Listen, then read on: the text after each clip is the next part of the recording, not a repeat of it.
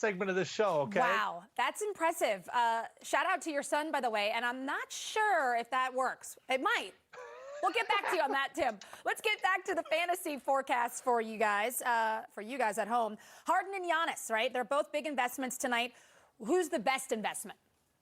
Well, you're talking about the two favorites right now to win the MVP, and both of them are delivering at that type of level. But if I had to choose between these two, I'm sorry, I'm still going with James Harden. I mean, digest this. 2 years ago, he won the MVP, okay? He averaged 9 less points a game 2 years ago than he does now. And I know he's averaging 43 over his last 7 games. That's only like 3 points more than his total average on the year. And his usage is through the roof. So I love the fact that he's going to be on the floor. Last 4 games, 39, 40, 44, 38 minutes. Giannis, all his numbers are up. Plus, you get a steal and a half and a block and a half a game. My fear between the two of these is Giannis is in a blowout type of game, and maybe he sits a majority of the fourth. One thing about Harden, Stephanie, load management and James Harden, they do not go hand in hand. He loves being on the floor. So that is a key piece of the puzzle, obviously, when you're talking about fantasy basketball. So very good point by you, Tim. All right, it's time to unveil it. It is time for Doyle's daily starting lineup. Well, I'm really zeroing in on that Nets-Pacers game. Why? Because the Nets don't guard anybody. So I think there's value there with Joe Harris. Obviously, Dinwiddie's going to get a lot more touches with no Kyrie out there. I think Domantas Sabonis is just broken through, and fantasy-wise, good for 13, 14 rebounds a night. The Suns are catching the Celtics on a second half of a back-to-back. Feels like the Celtics have been out west for a while, so I'm going to use a couple of Suns there with Sarge and Rubio. And Garland's an explosive rookie. He's got big-time game. And Wendell Carter just seems like he's always good for 12 points and 10 rebounds. He's going to be on the floor a bunch, but you got to spend a lot. But I think James Harden is worth every single penny. All right, well, thank you, Tim. It's time now to lock in our weekly predictions. NBA Pick'em Weekly 6 is the free-to-play game that lets you predict the winner and margin of victory on weekly NBA games. Tim is going to lock in 3 of his own Weekly 6 predictions for the upcoming week. Let's get into it, Tim. Pick the winner and the margin of victory for Pistons at Bulls. That's Wednesday, 8 p.m. Eastern on NBA League Pass. You know, last time these two teams faced off, the Bulls won by 6, but there was no Blake Griffin in that game. And Otto Porter went nuts. Now he's banged up for the Bulls, and Blake Griffin is playing. Andre Drummond had 25 points and 24 rebounds in that first matchup against the Bulls. I think the Bulls are struggling to find another offensive weapon besides Zach LaVine. So if Kobe White doesn't have a sensational game, then they really have to rely on a guy like LaVine. And with no Otto Porter out there, I say the Pistons go into Chicago, win this game by 6 points. All right, I'm writing that down. All right. Portland at Milwaukee. That's Thursday, 8 p.m. on TNT. What you got? Well, it's a national TV game. And by the way, who made the schedule for the Bucks? Because when these two teams match up, the Bucks had played 10 road games this year and only 4 home games. And that's going to be the difference for me. Hey, who's going to guard Giannis? That's a question every single game. Nobody can guard Giannis. But the Bucks have lost 1 game at home, and that was early on to Miami, so maybe they were sleeping in that game. But their other 3 opponents so far at home, the Cavs, they beat them by 17. The Raptors, they beat by 10. The Bulls, they beat by 10. So average margin of victory in their other home wins has been 12. I say the Bucks knock off the Blazers by 12. All right, you got the Bucks in that one. How about this one? Suns at Nuggets. That's Sunday, 8 p.m. Eastern on NBA League Pass. You know, I think the Suns caught the Nuggets sleeping earlier in the year. That was a game that went to overtime, and it was ugly. I mean, really ugly. Both teams shot below 40% from the field. Both teams shot below 30% from 3. But it was a game that the Nuggets won 108-107 in overtime.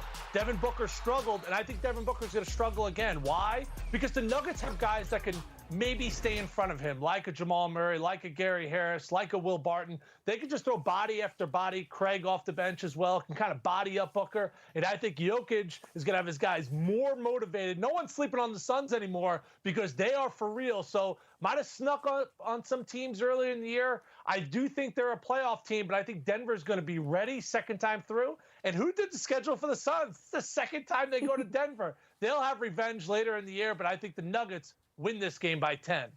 Thank you, Tim. I have it on good authority that it's the same person that did both of those teams' schedules. Appreciate you joining us, Tim. Always welcome here on the warm-up. We look forward to having you back again. And you all at home, make sure you lock in your own weekly predictions with NBA Pick'em Weekly 6, and you could win $1 million for your perfect picks. Head to nba.com/weekly6 to play free. The warm-up will continue after this break. Toronto Raptors led by Fred VanVleet, 7th leading assist getter in the NBA, averaging just over 7 assists per game. He's helping in the absence of Kyle Lowry.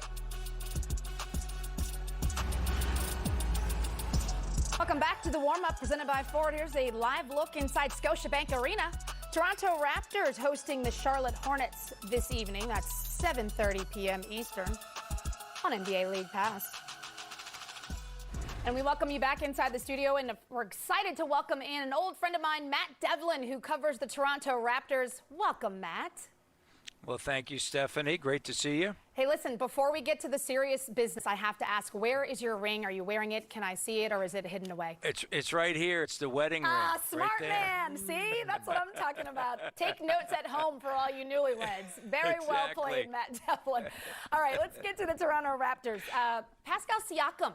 People are saying that he could possibly win Most Improved Player 2 years in a row. Tell us a little bit about his progress. Well, he continues to get better, and I think to me the number one thing that stands out is he has a motor, and it's every single day he wants to get better. His game continues to evolve and improve. He handles the basketball even more now than he did a season ago. As we all know, his usage rate is up. He can attack, he can go to the rim. He has a mid-range game, and then also he can step out and shoot the three. Now, he has shot the ball really well in years past from the corners, and now that's going out around the entire arc. And he has that responsibility. And if you look at these last few games, he's been just exceptional, inclusive of tying his career high with 44 points and coming back with a 36-point effort. And I think this past Saturday against Dallas, it's the end of a long trip, 5 games, unfortunately missed some shots that he typically makes. But I'm a huge fan of Pascal, and I've jokingly said, but maybe it's just half jokingly, MIP to MVP instead of a multiple-time Most Improved Player of the Year. He's really putting together just an elite season. Matt, Kyle Lowry's been out. Talk to me about Fred VanVleet, what he has done for the Toronto Raptors, and his maturation of each year just seems like he's getting better and better. Well, he certainly is, and, he has a lot of the elements that Kyle Lowry has. He's a great floor leader. He's an extension of the coach, Nick Nurse, has great range. It's something that he worked at during the postseason where he's stepping out and taking deeper threes, and he's just a true leader on the floor, and he's also getting into the paint. And he has a never-say-die will. The other thing, even with Pascal, they guard, and Fred, like Kyle, can guard in the post, and he'll do everything he can to keep another team from scoring. And so it's a great element. It's why without the players that they've been without, Kyle Lowry, of course, and Patrick McCall and OG Anunoby missing a game, and then Serge Ibaka, this is a team that defends and they compete night in and night out. I think last year, playing without Kawhi because of load management, a lot of people got to see the depth of, the Toronto Raptors. And this season, obviously on this road trip alone, losing, like you said, Kyle Lowry, Serge Ibaka, OG. Can you talk about the defense? Because I don't think people really realize how sound Toronto is defensively. Well, they are, and it's a great point. Last season, they went 17-5, and I know that Nick Nurse is somebody that people talk extensively about on the offensive side of the ball, but he can coach both sides of the ball. And even last year, it was defense first, and the elements of that, as we saw throughout the course of the postseason, mixing and matching, bringing in the box and one, the triangle and two, that is something that has been talked about before. It's something that we saw within this past week, whether it be against Damian Lillard or whether it was against Kawhi Leonard or LeBron James, multiple defenders, the zone, switching back to man-to-man. And then also they're number 1 in the NBA in fast break points. And as we all know, where do you get those from? You get that from your D. And early on in the season, when asked about maybe some players getting into the rotation, what do they have to do? Nick Nurse said, know the defensive schemes and play defense. And so that's something that you can provide on a night-to-night basis. It's something that is happening.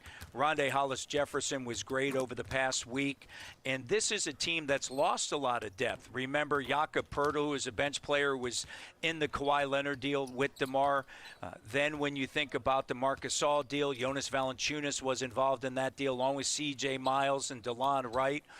And then you had the graduation of Pascal last season into the starting lineup. Fred VanVleet this season, along with OG Anunoby. And the scouts do an amazing job. They've brought in players like Rondae Hollis-Jefferson, Terrence Davis, Matt Thomas, who spent the last 3 years in Europe. And this is a team that has that next man up mentality, and it's carried through.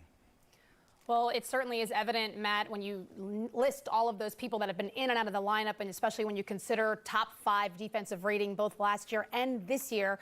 It brings me to what Candace brought up with the injuries. Can you give us an update? Where do you all stand in terms of when the bodies are coming back?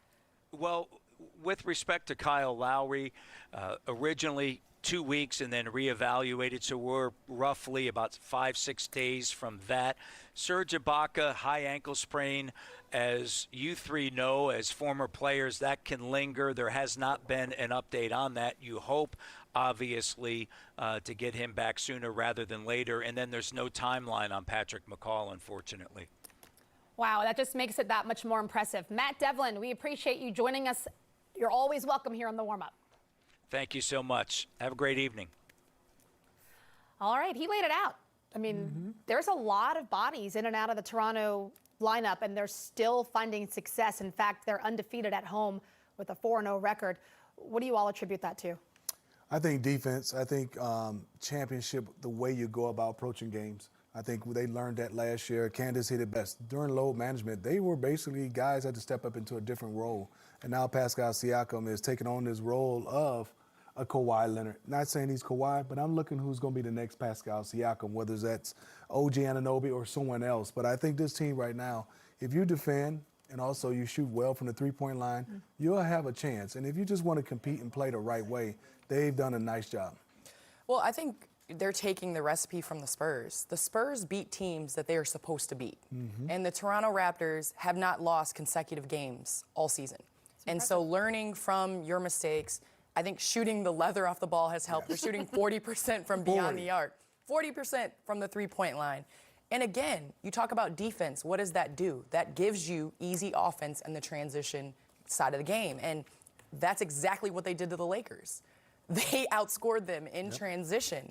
And, you know, when you have athletes like VanVleet and you have athletes like Siakam coming at you and your defense is not set, it's going to be really tough to stop them one-on-one. Well, we'll find out what happens. This is why we love this game every single night. You never know what you're going to get. The warm-up is going to take a quick break. We'll continue after these messages. Here's a look at Miles Turner of the Indiana Pacers.